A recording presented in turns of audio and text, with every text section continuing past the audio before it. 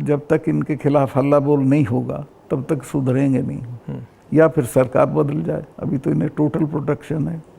मगर मैंने देखा है कि जनरली सरकारों के पास जो किसान का जो स्टोरेज की कैपेबिलिटी होती है उसके बारे में सरकारें ज़्यादा नहीं सोचती हैं। वो ज़्यादा नहीं, बिल्कुल नहीं सोचती। आप नॉर्थ ईस्ट में भी थे? हाँ, मेघालय में।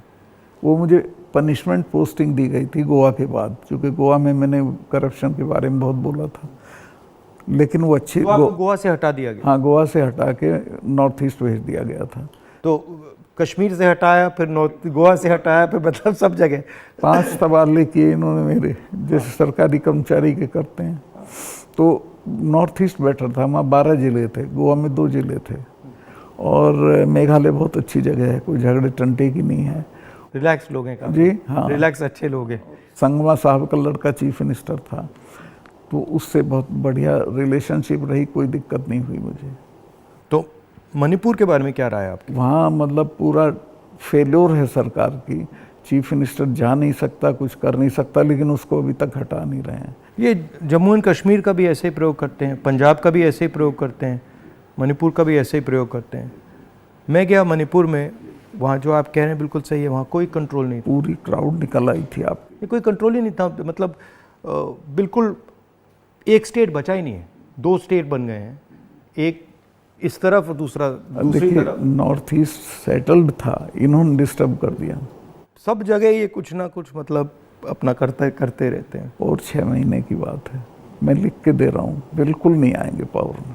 नहीं, एक्चुअली अगर ज़मीन पे जाएं तो बहुत नफरत है लोगों, बहुत शदीद, पूछिए मत आप।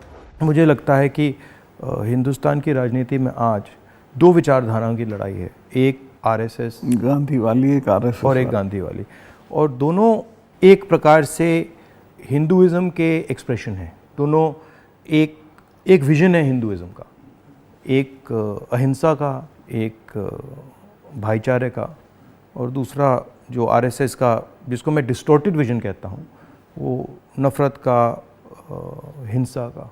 तो इस फाइट के बारे में आप क्या सोचते हैं? मेरा यही सोचना है कि हिंदुस्तान कंट्री के तौर पे तभी सरवाइव करेगा जब वो लिबरल हिंदुइज्म के रास्ते पे चलेगा, जो गांधी का विजन है।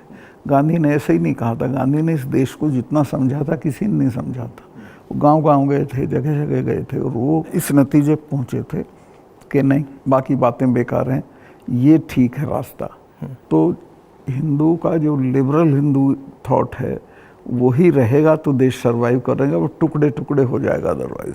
और ये कोई राजनीतिक बात नहीं है, मुल्क के अस्तित्व के लिए ज़रूरी है कि हम मिलजुल के रहें, एक दूसरे के साथ रहें, झगड़ा ना करें।